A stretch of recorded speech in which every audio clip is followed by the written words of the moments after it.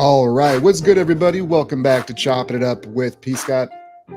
I'm Prescott Kelly. Today is Tuesday, September 17th. Glad to have you back with us on the mic once again. I wish you were under better circumstances, but I got Uncle Philadelphia back in the building with me. We're going to talk yesterday's debacle in Philly. Are the Chiefs getting too much love from the Zebras? Upsets of the week, and a whole lot more. Uncle Phil, glad to be back in the building. How are you doing besides all that tomfoolery going on? What's going on? What's going on? I'm here. That's about all I can say. I'm here. Show for the wins, you show for the losses, baby. I was gonna say your shirt signifies that you out though. No. This from Harriet Tubman. This from Harriet Tubman. Yeah. I got you. All I could see was the we out. The like, we out, yeah. Like, but I tell you what, it might have crossed my mind last night, man. I brought that up. The other day, and we got some pretty good feedback. It was mostly people just trying to be like overly committed fans, but I brought it up where there was a day in the life of a Bills fan where I was really dangerously close to leaving being a Bills fan. It was October 11th, 2009, that Browns and Bills game that they lost 9-6 and Derek Anderson threw for like 16 yards. That was a day in history that made me really question about whether this is for me or not. Have you ever had one of those moments as an Eagles fan? I remember that, and yeah, last night was one of them. Man, I was in here screaming so loud I scared my dog, man. I was that mad. He got he thought somebody was like trying to come in the house or something. Like he got in front of me, did all that. I'm like, calm down, the Eagles are on, and it's like he looked at me and was like, oh, and just went and laid back down. Like, yeah, I know what this entails. So I've seen this before. Dad's gonna get drunk, get upset, and I'll have to deal with it later. Yep. He's like, oh, this is nothing. So, what were your real takeaways from that game? Because when Atlanta looked like doo-doo butter week 1, I was looking at it from the angle of, Arthur Smith kind of has some things in the back pocket with Atlanta. They should look better against Philly. I didn't watch the game in its entirety, so I don't want to speak like I was an expert on it, but it looked like there was some plays where Philly let it get away from them, and especially Saquon late, and then just letting Kirk Cousins just do whatever the hell he wanted to on that final drive. Like, what were like your real takeaways from the game without you wanting to quit this episode already? You look defeated, dog. Oh man, like I found myself like at work today. Like there's a couple times the stuff was funny. Then I'm like, hold up, man, that happened last night, man. This BS ain't even funny, man. Like I'm just this actually anyway. Happened. You're not making anything up. This actually happened to me, and I'm offended by it. Yeah, this actually happened, and y'all got the audacity to be in here having a decent time at work. No, but basically what happened, and I hope you got your bleeps ready because I'm on your bleeps ready because I can't hold these in. You just point me and I got you. The real Philly fans gonna come out at me. First of all, I was gunshot. No, I'm just testing you. There's an old saying that my dad used to always tell me because he coached youth league football. He said, sometimes when you try to get cute, you will get fucked. If you're gonna dress up all cute like a late night door knocker and do things and try to get cute instead of just playing football, you're gonna get fucked. So that's exactly what happened. Number one, we don't have AJ Brown. Yeah. You moron, take the points. In the first quarter, kick the field goal, man. Take 3 points. Didn't they go for it on fourth down from like they went for it on 4th and 4, and what happened was the first drive, Barkley was giving them the business, and they took him out of the game, put Gainwell in. I understand running backs need a break, but on the first drive, I'm confident that Saquon's conditioned enough to where on the first drive he did not need a break. Yeah, we're So paying he you this comes money. out. You're going to get this work today, dude. Yeah. That's how it should have been for the whole game. You're just going to get this work because you can't stop it. So they take him out. They put Gainwell in. Gainwell obviously isn't Saquon. I mean, he got a few yards, but he didn't get enough for a first down. So we're at 4th and 4. Kick the field goal. Take the points. It's your first drive of the game. We're not good enough to take those kind of risks, especially without A.J. Brown. I understand that these coaches get too caught up in analytics trying to be too cute. And that's what happens. So they got stopped on 4th down when they could have just took the 3. Obviously, that 3 would have helped tremendously later on. And this isn't even no, Tuesday quarterback stuff or nothing like that. Like, that's just common sense. If you're missing arguably your best offensive player, you take whatever you can get at that point. I feel like that's where I think that you had mentioned like teams trying to get too cute. I feel like sometimes if you're missing your best player and you are in the red zone, or if you're close, they're thinking these opportunities they may not present themselves enough times where we need it to. So let's try to get 7. Like, you can outsmart exactly. yourself. And I get that, but the first drive, the way you're moving the ball, and you took the main guy out who was moving the ball, I'm taking the 3, man. I'm taking the 3 because that's a successful first drive. You can always build on that. First quarter, if you go for it on 4th and 3, 4th and 4, or whatever, analytics may tell you, hey, you can make this. But in your head, you don't want to – it's too much of a risk to not get those points on the first drive, and that could carry over for the entire game. Yeah. Kind of like it did. It was – I almost kind of equate this to what happened with Buffalo week 1 against Arizona, and CR just chimed in. What's good, CR? He said, scared money don't make no money. And there's some proof in that, but also – like, I always wonder what's really going through their head at the moment, because I brought up that there's 2 school of thoughts on it. And it's either A, we know we don't have AJ Brown. Are we going to be able to replicate this? Or they're thinking we moved the ball on them that much on the first drive, we're going to be back here again. And I feel like which one is actually going through your mind? Because to go back to Arizona Buffalo week 1, they moved the ball all down on Buffalo with James Conner. He had like 6 carries on the first drive. I'm like, if y'all just keep doing this game is over. But they went away from it thinking they could probably just re-replicate it and then couldn't get back on track. So I wonder if that is the mindset. Which one was it for Sirianni? Because he sure as hell isn't making the play calling anymore, but you know that he's the one who made the judgment calling it, though. I'm a guy, like, this is how I do it. Like, if I'm a coach, I do it by risk. This is high risk, high reward, or this is medium risk, low reward, or this is, I kind of felt like it was a high risk, medium reward thing. Because, yeah, you don't score a touchdown, but you get points on the board. You get some type of momentum going. When you go for it, it's high risk, high reward. You kick the field goal with Jake Elliott, that's like low risk, medium reward. Like, there's no risk in that other than the occasional blocker. Elliott's pretty much automatic. So I'm taking those points. I'm taking the positive out of that, out of my first drive, and I'm going to build on that and be like, hey, maybe I shouldn't have took Saquon out this early. Or, hey, I just saw something on that drive. We can exploit that. Or we could just keep hammering them, and next time we're going to score. Like I said, I'm not trying to be Tuesday quarterback or nothing, but that's just what I'm doing. If that's what you're going to give me, that's what I'm taking.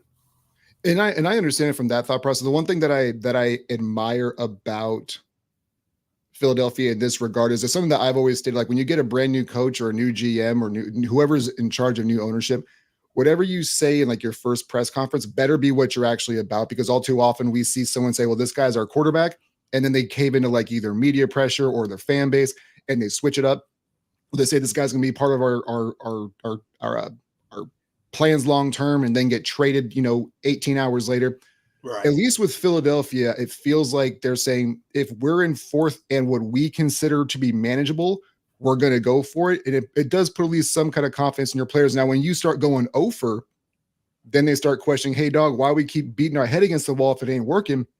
But I do feel like there's a certain level of coach knows that when we get in this situation, whatever the down and like wherever we are on the yard line, if it's this down in distance, we're going for it and we can be prepared for it. So at least there's that. And that's another thing. Like if you're gonna, because quintessentially with Philly, you have to get 9 yards in 3 plays because you know what's coming if it's 4th and 1 or 4th and short. Exactly. Quintessentially, you want to average 3.5 yards a play. Of course, everybody does. That keeps the chains moving. But even if they average 3 yards a play, when you get stuffed a couple plays, and then on 3rd down, you kind of come out with the same look with the same play and not even Saquon, just take the 3. It's just, you know what I'm saying? You're not surrendering. You're not doing anything wrong. It's your first drive of the game. Just take the 3. I know you're trying to set the tone and all that, but that's just – I'm taking the 3 almost every time. I feel you. And I've opened up more to the going for it on 4th down. To me, it really does. You kind of measured up like what's the risk versus the reward. And early on, when it's your first possession, to me, the risk is very minimal because if it is your first possession, you're going to have anywhere between another 7 to at least 11, like somewhere in that ballpark, or at least 7 to upwards up of 11 more possessions. So you have the ability to recreate it at least, especially if it's early on. But Randy says, "Go Seahawks." They beat the lowly Patriots the other day, so congratulations. Yeah, they actually got me on that one on FanDuel, but we'll go into that a different way. I picked a bunch of underdogs this week. Obviously, I'm not picking against Philadelphia, but it did me pretty good for the most part. But anyway, yeah, I think you kicked the field goal there. We couldn't stop the run. Bijan Robinson was just tearing us up. Other than that 4th and 1 when Chauncey Gardner-Johnson just came in and whacked them. That I thought the game was over then. I thought, hey, we stopped them on 4th down. This is a momentum-changing play. This is Eagles football. Now we can get the rolling. Because it seemed like for over 3 quarters, both teams were playing bend but don't break type of defense, like playing solid, not great, but solid enough to keep the team at bay. So once that happened, I was like, okay, we're good here. And then we move the ball, and then we get down here. I know people, at least when I repost this on my page, people are going to wonder what the tag is, what the deal with this hat, this old 90s flavor right here. This is my very first Eagles hat. If you don't believe me. Oh, you still got the tags on it, huh? Still got the tags on it from Kmart for $4.99. You can get nothing for $4.99 anymore. Nothing. So this is my very first Eagles hat, which symbolizes this is like top 3 or top 5 maddest I've ever been with the Eagles since I was a fan. And I've been a fan since 1992. Is that why the tags are in that shape right now? They were in pristine condition. The tags were good. You know, in the 90s, you know, when you had the tag on your joint, you know what I'm saying? The tags are good. It's just old. But anyway, so to get back to that game, when they get down there, every coach has to know situational football. You got to know situational football to be a good coach. There's no way, and I know the play was there, and I know Saquon should have caught it, but this is why you don't pass. Anything can happen when you pass. Somebody can miss a block, you know, and of course, you know, with the run, you got a chance of a fumble, but incomplete passes happen more than fumbles. This is why you don't pass. There's a minute and I think a minute and 50-something seconds left. Okay, you're at 3rd and 3. They have no timeouts. Correct me if I'm wrong, but isn't the NFL play clock 40 seconds? Yeah, I think it's 40, 45. Yeah, 40. Let's do some math here, boys. I mean, I'm telling you right now, even if they stop me in those 2 plays from getting 3 rushing yards, that's fine. Now you're going to have to go 97 yards in about 34 seconds. Well, see, and that was kind of like, and we'll hop over to our next talking point in a moment. I want to get to CR because that's kind of what you just mentioned there is kind of what he was saying is that I'm gonna disagree with you, big bro, because if you get the touchdown, that's phenomenal. If you don't, you trust your defense having them pinned back against the goal line. That was, I think, the timeline of when that comment was put in was when we were talking about earlier on in the game, but it's still a very similar thought process even towards the end of the game, because I'm now you use that. Yes, right. now Yeah, you use that exactly. because at the beginning of the game, you don't know. The Eagles got the ball first, I believe. So you don't even know how your defense is looking by then. By the fourth quarter, with 2 minutes left, you know how your defense is looking. So at that point, I'm running 2 plays. You can't stop the clock. Do something about it. And you know if they get 2 yards on third down, I mean, Yeah, it's you know money. what's coming next. It's money because you're going to get that tush push and you're going to get that extra yard. And we're not even having this conversation today. Which do you prefer name-wise, aesthetically? Tush push or brotherly shove? I love the brotherly shove. The tush push is That's way better. The tush push is a little too soft for me. I'm gonna just say that. You got that Charmin soft. Yeah, it's soft, man. We Philly is the last place it should be called soft, like the tush push, whatever. But yeah, I love the brotherly shove better. I do too. Mario's in the building. Mario said that he's got to go. I don't necessarily agree with that, but I appreciate your enthusiasm. Mario was with me a lot on Sunday. I was watching the Niners and Vikings game, which is what I want to get into next real quick. That's the one. So I missed on Kansas City and Cincinnati. I had the Chiefs minus 4.5. The only other game that I missed on this weekend was the game I was paying the most attention to, because, you know, I had DraftKings implications and things like that, where I had the Niners -6 against Minnesota. I'm not going to overreact necessarily. I think that there are still folks who are too high on Sam Darnold right now based off of 2 weeks, and obviously having that 97-yard bomb to Jefferson. I'm still going to be reserved on my Sam Darnold is here moment.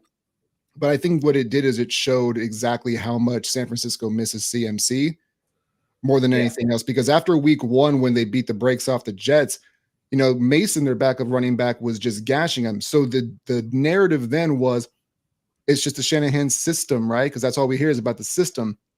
You can put anybody back there. Yeah, if Mason had to play the entire season, he's going to be an 1,100, 1,200-yard back for them just on the ground. But what it does is, like, when you just don't have him in the game anymore, McCaffrey, there are no more mismatches in the slots. You can't be as creative with Debo. Like, they miss that dude more than I think that we understand. Because if all running backs don't matter, then why did San Francisco trade for him and then pay for him? That dude matters, and that dude specifically matters to them. And I think that we saw that in spades on this past Sunday. Absolutely. I 100% agree with you. Now, I will tell you that I did take Vikings money line. Oh, you did? I did. I parlayed. How I won is I put $10 on the Vikings, the Saints, and the Buccaneers to win. My other 2 underdog games were single game bets. Wasn't for much at all. Kind of for shits and giggles at that point, because I really thought the Patriots was going to win. So I sprinkled a little bit on them. They ended up losing in overtime. And Cincinnati, I took them money line. And y'all know what happened there. You know, so ups and downs, man, ups and downs, but I hit the big one. So Mario came back in the clutch and says taking the Vikings when we're boys is exactly why Philly lost. That guy's so emotional. Hey, Mario, man, chill out, man. Get you some ice cream. You know what I'm saying? Turn on Golden Girls, and you be all right, man. Don't you be blaspheming Golden Girls, and it's I'm not blasting Golden Girls. I'm giving them a good show, man. That guy, man, he's something else. That's my boy, though. That's my boy. Yeah, Mario, as a matter of fact, don't mention Philly again, or else I'm going to kick your ass. That's what I'm going to do. Out your mouth. We don't. Yeah, I don't need. Philly, I don't even want Philly in my mouth, man. I don't even want Philly in my mouth, man. I'm telling you, top 5 worst embarrassing moments I've ever been a part of as a Philadelphia Eagle fan. that mismanagement of the clock is just it's unbelievable. Instead of dressing up trying to be cute, just dress up like clowns, because that's exactly how they called that game. But I'm gonna leave it alone. I mean, I might have to seek therapy. Dude, I'm gonna leave it alone, man. I'm leaving it alone. There's not enough liquor or therapy to undo what. I don't want. Man. Hey, look, mouth. man. I tried to smoke an ounce last night, man. Mario had to hit you with the second pause in 2.5 minutes when you said, "I don't want Philly in my mouth," and then you said the tush push is soft. He got you on multiple pauses, bro. Oh man, that dude. See, people that say pause, like they already thinking in left field, man. I'm not thinking about that. Just because I don't like the word tush push doesn't mean pause. I know. Yeah. I know. I don't want Philly in my mouth. No, I don't. I don't care how you do it. Pause, unpause, fast forward, rewind, or play. No. Did you watch NFL Live at all today? I didn't watch NFL Live, but on lunch I watched First Take, and that was interesting. Well, I'm not into First Take because I don't do debate television, but the whole podcast, it had me thinking because I had it on the background as I was prepping dinner, and Marcus Spears had said something similar where they were talking about his high school days. It's like, I'll go both ways. And there's this pause between him and Orlovsky. And he's like, on the football field, Joe. Like I didn't. Hey, man, you can't say nothing. But it's real funny that a San Francisco 49er fan is talking about pause. Like your whole fandom is a pause. But hey, you know what? We're not going to go there. We're not going to go there today. Love you, Mario. Pause. Some news came across today. I don't know if you think it's going to be, and we can kind of move on to the, or actually, do you have an upset of the week that you were most surprised about? Because I still think to me it was probably Minnesota beating San Francisco the way they did. Probably Minnesota, but I've been telling people this for years. I know you've probably only been on my Facebook for a couple years, and then people always try to get on me a little bit with this. But I always say the first month to 6 weeks of football, man, that thing is a toss-up. It really doesn't matter. Yeah, like it doesn't matter. I usually go, I cut it into quarters, like, an actual game. I go like the first 4 or 5 weeks. Yes. And then the next, and then reevaluate. Smart man. See, smart fans do that. Like, and here I am freaking out in week 2. But, yeah. A lot of stuff can happen in them first few weeks. I felt the one out of all my picks, the one I thought that was set in cement, and I hope my dad never watches this, was the Detroit-Tampa Bay game. Detroit beat them in the playoffs last year, and that was a toss-up. That was anybody's game. That could have went either way. And I knew, like, when you set up rematches like that early in the season where the other team is beating that team in the playoffs, to me, Detroit should be 0-2 right now. I was thinking that this morning. The Rams had their chances, should have won, who they also beat in the playoffs last year, Detroit did. So I feel like the NFL kind of set them up like, oh, you beat these two teams in the playoffs, or here you go, your first 2 weeks. We'll let you play at home, but enjoy, Like, right. I knew that the Buccaneers was going to beat them. That's the one. Even before the Cowboys and Saints, I thought the Buccaneers would beat Detroit. Well, I had the Bucks +6. I had this as one of those games where I've felt for now 2 years, and obviously with the record that Detroit had last year, it makes it really difficult for me to have a leg to stand on, saying that I feel like they have been overvalued and overrated, especially making it to an NFC Championship game. But coming into this season, I still don't trust Jared Goff. I don't care what anybody says. Like, it's that to me is just still not a top echelon starting quarterback. You can say whatever statistically in his yards and T's. It don't matter. That is something that I will die on that hill, that Jared Goff is overrated. But they could be 0-2 in the league. You build equity in this league based on like your actual resume. So like the Chiefs, like you mentioned, the Lions could and should probably be 0-2 right now. You can make the exact same argument for the Chiefs, but when you won 3 rings in 4 years and you got number 15 and you see what they do, I don't care if they even were 0-2.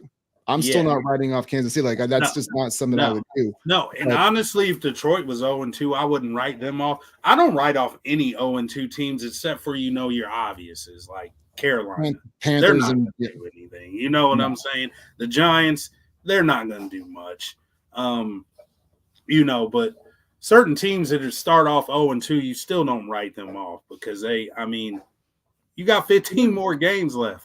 There's that, and there's too many variables, and mostly like your division. Like if you were 0-2 in the AFC South, you'd be like, all right, we can still write this shit. Like we still fine. Like if you had 2 out of conference games, even though I know it's almost always a division game or conference one, but even that wouldn't be.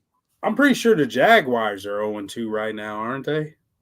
I think so because they lost week 1 to Miami when they were up like 17. And then they lost. And I'm not ready to write them off. It could be my Doug Peterson bias, but it also could be. At least you're honest about it. They're in the AFC South, and I feel like you can win that division with 10 wins. I know Houston's pretty good, but you can't write anybody off in that division that starts off 0-2 because, look at the division. So, yeah. And I want to get to some of these things in the chat real quick. So, LaShawn said, talk about Purdy can't carry a team. We'll get to that. Raiders beating the Ravens. That's a big one for me. That's one of the things where I've said it on the podcast a week or so ago was I never want to bet any Raiders game because I never know which Gardner Minshew I'm going to get. Man, that's the dude who I cannot put a pulse on if I'm going to get John Elway or if I'm going to get Nathan Peterman. He was our backup the year we went to the Super Bowl, and you were exactly right because I think it was the Cowboys we played on Christmas Eve a couple years ago, and he lit them up. We did not win the game because of our defense, but I think he scored like 38 points. The offense did everything they could. He lit them up. The following week against the Saints, I think that dude had less than 100 yards passing. After passing for like 300 yards the week before. So I'm 100%. So Jekyll and Hyde. It's just, it doesn't make any sense. And I want to piggyback off of like, when we talk about 0-2 teams, Cincinnati, because that's somebody who LaShawn brought up, because that Cincinnati and Baltimore might miss the playoffs this year. Yeah. And we kind of talked about what your resume and what your pedigree is. Cincinnati, if you're going to ask me right now between those two teams, which ones I think missed the playoffs, I think Cincinnati would. I have enough belief in Baltimore just with how consistently good they've been for so long. And Cincinnati has the one outlier year of the Super Bowl appearance. But Baltimore is just always good. And I would like to think that at some point in time, they're going to figure out how to use Derrick Henry correctly. And this defense will start to play like the defense they were last year. I think that they're missing Patrick Queen more than we thought that they would because collectively they've been so good. But Pittsburgh, when you look at that division, Pittsburgh just has like top to bottom, probably the best defense in that division. And as long as Justin Fields doesn't hurt them, which he hasn't done yet, they're going to be in a lot of games. And Pittsburgh could win that division, which I have Baltimore winning it completely. But yeah, to piggyback off that, I tried to tell people that, hey, if Justin Fields doesn't turn the ball over and Pittsburgh can run the ball, I'm telling you right now, they're going to win a lot of football games. Shout out to my boy. Shout out to my mom's because she's a big Steelers fan. And my boy Rob Robinson, I always talk to them about the Steelers. And, they're high on them. And I was like, hey, I actually agree with you guys this year. But to be honest, I feel like Baltimore for sure is going to make the playoffs. I almost want to say Cincinnati is too, man. I feel like that's the best division in football, and I feel like they can get 3 playoff teams. I really do. That's just I felt really close to that same argument I did last year. I'm not as strong on it this year just because of the way that these divisions kind of work. And the other thing too is yes, there's one more playoff team now over the last couple of years, but it's still, if you don't win your division, you're putting another 3 teams in out of another 12 possible. And when you look at the AFC in general, Kansas City, I think, is going to win that division. So maybe it's the Chargers this year. If you take 3 teams from the AFC North, that's 1 playoff team for the rest of the conference. And I just don't know if that would be the case either, though. Yeah. Yeah, it's just kind of hard to tell right now. It is, yeah. It's way early.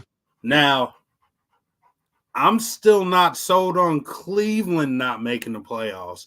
And I know LaShawn's going to have something to say about that. LaShawn is not going to agree with he, me at all. He ain't going for it. He ain't going for it. And I get it. But I'm just saying, like, can you really count them out, though? I mean, you can't. Not right now, anyway. I know they didn't display it against the Cowboys, but, man, good defense. You always got a chance, man. I mean, even if let me rub you down. Johnny Keith Sweaty back over there, a quarterback. My. That boy, hey man, boy got more cases than he do completions. But even with him playing doo-doo, man, if you got a good defense, it's a chance that you're gonna win the game, man, no matter what. So just Deshaun Diddy Watson out there, bro. Hey man, that dude, he's embarrassing. He's embarrassing. I mean, that's all I'm gonna say about that. We gotta keep this at least PG-13. Right. So, LaShawn makes a good point about Baltimore though, because they got Dallas this week, and if they drop to 0-3, that's going to be crazy. Because I saw LaShawn post something earlier today where if you're 0-2, you have an 11% chance to make the playoffs. Yep. So 0-3, even with the talent that's there, that's a huge mountain to climb. And I don't know if you can dig yourself. And it sounds dumb because it's only one game, but at that point in time, you're 22% of the way through your season already, and that's a lot of ground to make up. That's why I try to tell Eagles fans, and they're, it's just week 2. I'm like, no, we're not good enough to give up games. Like, this is like that might hurt us back now when you might be 2 games out with a week left, and you're sitting there scratching your head about week 2. Like, hey, I told you. So I agree with that. Like, I mean, that's the beauty about the NFL. That's what separates NFL from any other sport.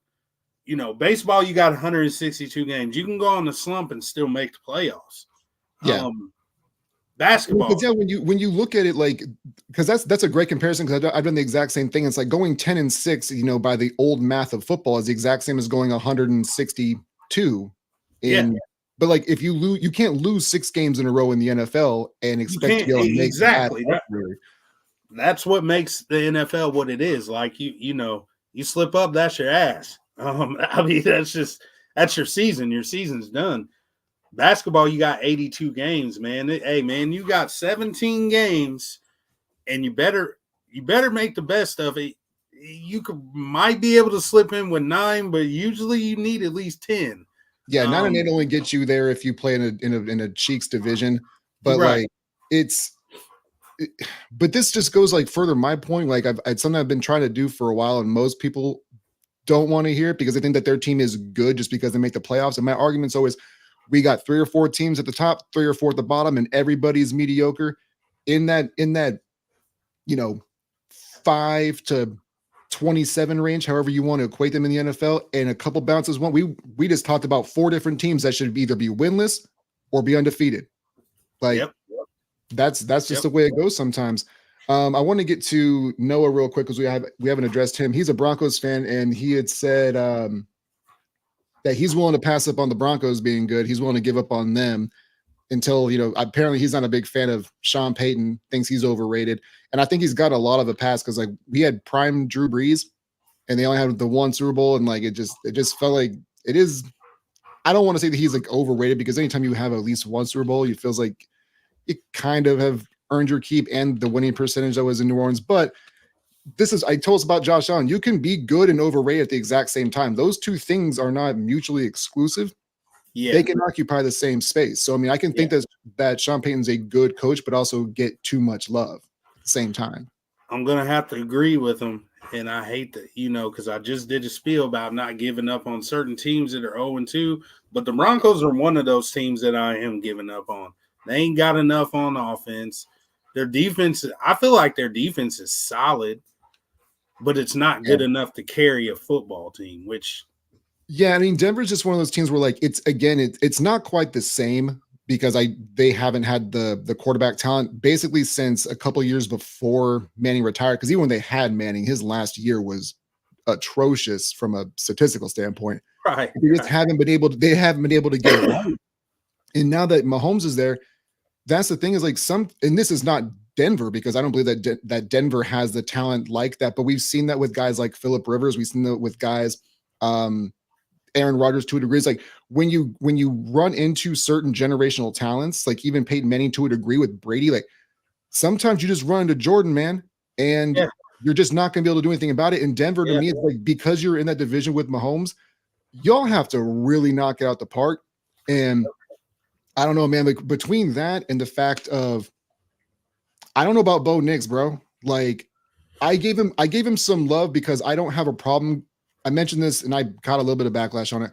I don't really necessarily mind drafting the older quarterbacks, the guys who are like in their mid-20s, because what we need to stop doing is pretending that every quarterback's going to play until they're 40 like Brady, or is at least going to be good. Because we're seeing that every quarterback who's like 35 and older now, they're not playing well. But if I can get 5 or 6 years out of a dude who's in his mid-20s or so, has a lot of college starts, I'm not looking for the GOAT. I'm just looking for you to win me one, in that time frame, No, I agree. Honestly, I gave I'm not going to say I was a Bo Nix fan per se, but I gave him a little bit more respect than a lot of people were giving him. But I 100% agree with what you just said. Like that's. Well, I think the biggest thing for me is where he was drafted. It's always the problem for me is not drafting Bo Nix. It was taking him 12. Like that's when they took him at 12. I was at a draft party over at my parents' house, and of course, we were all having a good old time. And the whole room, the whole garage just got silent and looked at each other like, 12? I was like, oh, that might be a reach of a pick. I felt like they could have got him in the second round. Well, I feel like, they probably could have. And this is one of the things where outside the box thinker, dude. I always with the whole Josh Allen thing, just to kind of cross pollinate for fandom and just things like that. I remember when he got drafted, I was not mad at the pick. I was mad that they drafted or they traded up because they were, to me, the way that I was looking at it, they were basically bidding against themselves because you have to look at what the lineup of the NFL was at that time and who was getting paid and how they were getting paid and things like that. There was nobody that they were betting on except for themselves. And I just figured now, do you want to risk that? No, but also the first 18 games of his career, everybody thought that he was cheeks until they got Stephon Diggs anyway. So, the whole thing's a chicken and the egg theory. I just feel like you could have got him at 12 instead of 7, or it's either they either moved up from 10 to 7 or 12 to 7. I just feel like you just didn't have to do that and kept your second round pick as well. That's always been my theory on it. I was confused about the move because I didn't know a lot about Josh Allen. Honestly, I'm gonna just keep it real. Like until the draft prospects came out and they're like, oh, this guy got big arm, he's mobile, blah, blah, blah. The Mel Kiper, talk. Yeah, I'm like, man, let me go look at some of this dude's highlights. And I looked at his highlights. I'm like, well, damn. But when you guys traded up to get him, I'm like, here goes fucking Mills again. And reaching for a quarterback, trying to find Jim Kelly again. And here we go. And they're basically just AFC East version of the Browns is what it felt like for a long time, right? Just reach on anybody. I will tell you though, I kind of like the Bills. I couldn't tell you why. That's all right. That's all right. That's everybody's response. I like Buffalo. Why? They got 17. I don't know. And I think it's 17, that's about it. Real quick, I'm gonna give you a story. Real quick. So it was that year they came back against the Oilers. Oh yeah, me and Pops were watching the game, right? I'm like 9, 10 years old. So obviously going through a little bit of puberty, being a big kid, I'm eating up everything. My dad's asleep, right? My dad's asleep on the couch. He falls asleep on the game. So I'm like, oh, man, I'm really about to cash in now. He can't monitor me. So every time Buffalo scored, I woke him up. I was like, hey, Buffalo just scored. Buffalo just scored. Leave me alone. They ain't going to win. I woke him up the third time. He sits up, but he doesn't say anything about the game. He says, "Goddamn, boy. First time you woke me up, you had a bowl of cereal. Second time you woke me up, we had a sandwich. Third time you woke me up, now you're in the goddamn cookies. Sit your round ass down." That's exactly what he said. And that, it wasn't the game that woke him up. It was me costing him money and groceries that woke this guy up. We sit there and watch the rest of the game. And I was still Eagles fan. That was my first year as an Eagles fan, but I almost switched on them right then and there. It was like, man, Buffalo, man, they're going to win the Super Bowl this year. And that's a great story. Yeah. I don't have any story like that as far as like anything with my dad, because I'm the only Bills fan in my family. I was originally born in Texas, so they were all Oilers and Cowboys fans. So I was a Jim Kelly fan first. Like that was the thing, because we have the same name, and I was born on May 12th. I was 5 when I figured out about him. He wore number 12. It all just made sense. So I was a Jim Kelly fan. Then it just kind of morphed into a Bills fan. Yeah. But yeah, man, it's sometimes there's no rhyme or reason. I have to scoot out of here in the next few minutes to pick up kiddo. Let's see. Which would you rather talk about? The Chiefs getting too much love from the refs, Tua update, or Bryce Young being benched in Carolina? And then we may be able to pick this up later or tomorrow. But what do you want to end this on? I can take care of all three of those for you real quick. Bryce Young getting benched in Carolina is absolutely atrocious. So you're against them? 100% against that, because what have you put around him? What resources have you gave him? You want him to cook a full course meal, gourmet meal, when you buying stuff. Yeah. You buying Dollar Tree steaks and want this dude to get a porterhouse, man. Quit playing, man. Lead it. That's stupid. That's just stupid. So that's how I feel on that. I have mixed emotions about it, because when I look at Carolina, I think it's easy for everybody to go ahead and to dog on the pick itself, because like that's just what we do. It's just prisoner of the moment. Like statistically, he hasn't been good. I'm not trying to defend Carolina or Bryce Young, but you're right, they haven't done anything there. But one of the problems, like, you gave up so much to get him that you don't have anything. You haven't been able to pick to be able to help rebolster the roster, because you also got rid of DJ Moore. So yep. It's always easy to do 2020 hindsight and say you didn't have to do all this. You could have still gotten CJ Stroud or another quarterback, or not done it completely and still kept your picks. The reason why I'm okay with the benching is because there is nothing to work with, like you said. I'd rather, it's almost like when you have like a starting pitcher and they get the yips, you go bring him down to AAA for a bit, let him get a couple of starters, get his confidence back up. Now, that could be a confidence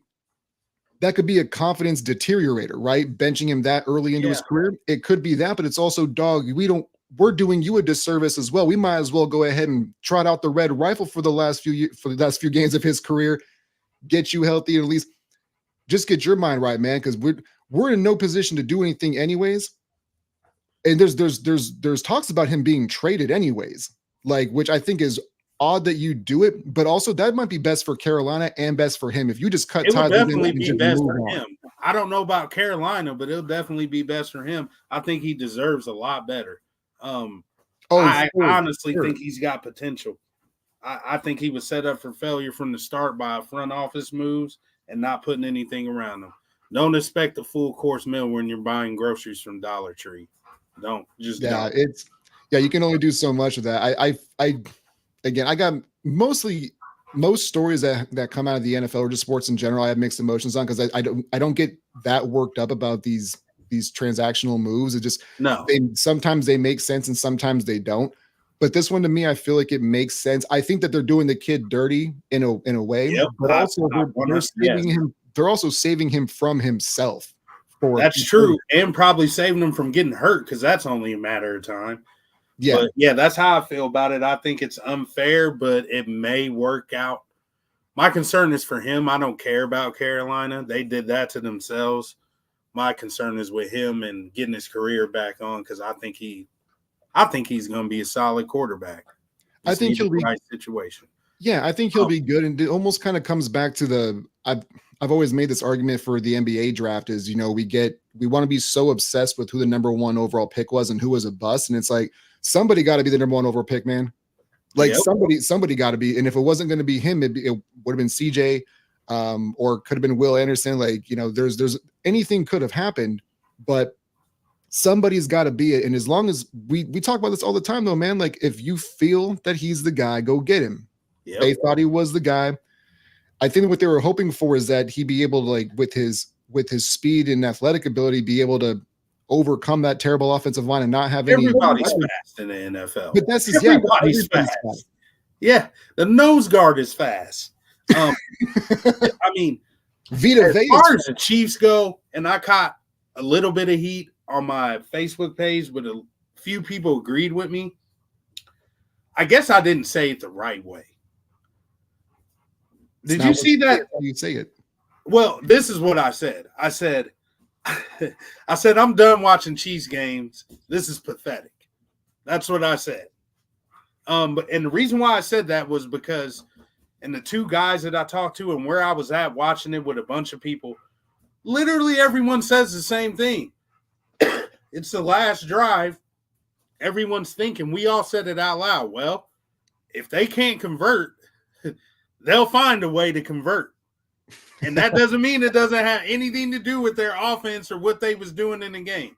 I seen a stat where it said Mahomes has had 17 interceptions called back from flags since 2018. And you know what? I think using the refs for an excuse sometimes is most of the time is pretty weak. I pride myself on that. Was that the right call that day?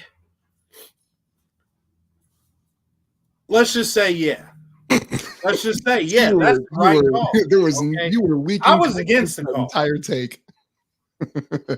I was against the call, man. But if you say that's the right call, okay. So where was the other 12 calls in that game that they could have threw penalties on when there was even more contact? You got to have consistency in your calls, man. Same thing happened with the Eagles in the Super Bowl. I seen the Eagles get away with and the Chiefs get away with about 4 or 5 pass interferences. Then all of a sudden you want to throw a flag of pass interference on third down. That's the one that with a minute and 10 seconds left. Same thing with the Bengals. Same thing. Like, do you see where I'm getting here? Like, if you're going to call it the whole game so that DB knows, hey, I got to ease up. I can't be so rough. I can't get there a fraction early. I can't do that. You know what I'm saying? Instead, they're letting them play. And then when they do it at the end of the game, all of a sudden, there's flags. I might get flagged for saying Chiefs. I might get flagged for my comment by Facebook. That's how many. I mean, come on, man. Like, that's what I mean. I mean, it's just. The interception stat for me is interesting, but I think that it can also be a really cherry pick stat because I feel like a lot of the guys who have like the high football IQ, when they know that there's a flag already, defense is offsides and we got free play. We've seen Aaron Rodgers do that to people for a decade plus. Absolutely. It's like, hey, it's a free play, throw it down there. It's like whatever happens, absolutely. Happens. So those things I think can sometimes be, and maybe that's not even what the stat is, and maybe I know different. I'm not, I'm not 100% sure, but I'm pretty sure that it's usually a holding or a pass interference or illegal contact, or it had to be something other than Golden Boy throwing an interception. Right. Now, I love me some Andy Reid. I respect the Chiefs. They're a great team. That's why I feel like you shouldn't have to do that pity-pat BS to win a game. They're already good enough. You're already going to have a tough time beating them. Then you got to worry about on the back end of them a mysterious flag coming up for something that you've done the whole game. I always feel like the consistency part is always odd because we've gotten to a point now where like it blows my mind how we still haven't been able to figure this out yet, because tennis and soccer have been able to figure out instant replay in the moment much better than the National Football League has been able to, even though it has all the resources. But there's so much of the nitpick and the grabbing and like the slight holding and the just getting there a little bit too early, but we can't define, like, you can get there a little bit early, right? And sometimes that's okay.